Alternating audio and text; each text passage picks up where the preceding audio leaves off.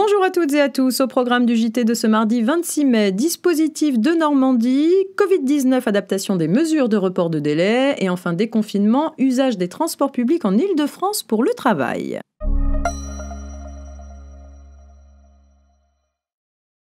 On ouvre ce JT avec du nouveau concernant le dispositif de Normandie. Pour mémoire, les particuliers qui acquièrent d'ici le 31 décembre 2022 un bien ancien faisant l'objet de travaux ou d'une transformation en logement peuvent sous certaines conditions bénéficier de la réduction d'impôt de Normandie.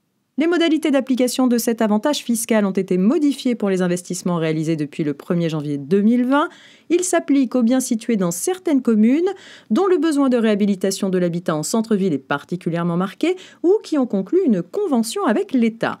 Par ailleurs, les travaux à réaliser représentant au moins 25% du coût total de l'opération doivent consister en des travaux d'amélioration et non plus de rénovation.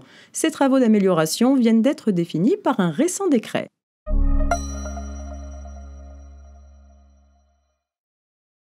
Covid-19 à présent avec l'adaptation des mesures de report de délai. Pour faire face aux conséquences de la crise sanitaire, diverses mesures sont prévues par une ordonnance du 25 mars 2020 afin de reporter certains délais, par exemple les délais légaux pour agir en justice. Depuis l'adoption de ce texte, la durée de l'état d'urgence sanitaire a été prorogée jusqu'au 10 juillet 2020 tandis que les mesures de confinement ont été allégées à partir du 11 mai. Il convenait donc d'adapter les dispositions relatives au délai à ces nouvelles circonstances. C'est l'objet d'une ordonnance du 13 mai 2020. Était initialement prévue une période de report, dite période juridiquement protégée, allant du 12 mars 2020 jusqu'à la fin de l'état d'urgence sanitaire, augmentée d'un mois, soit jusqu'au 23 juin 2020 inclus. À défaut d'adaptation, cette période juridiquement protégée aurait été prolongée corrélativement à l'état d'urgence jusqu'au 10 août 2020.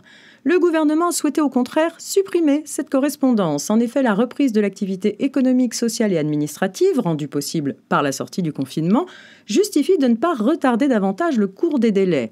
Le nouveau texte retient la précédente échéance, le 23 juin 2020 à minuit, comme date fixe d'achèvement de la période juridiquement protégée. Le choix a ainsi été fait de retenir la date qui avait pu être anticipée en application du texte initial, dans le but de ne pas déjouer les prévisions des acteurs économiques.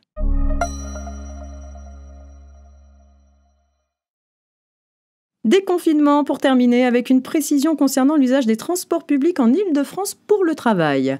Le décret du 11 mai 2020 que nous avons déjà évoqué la semaine passée et qui a allégé les restrictions de déplacement dans le cadre du processus de déconfinement a aussi laissé aux autorités locales la possibilité d'encadrer les conditions d'utilisation des transports en commun.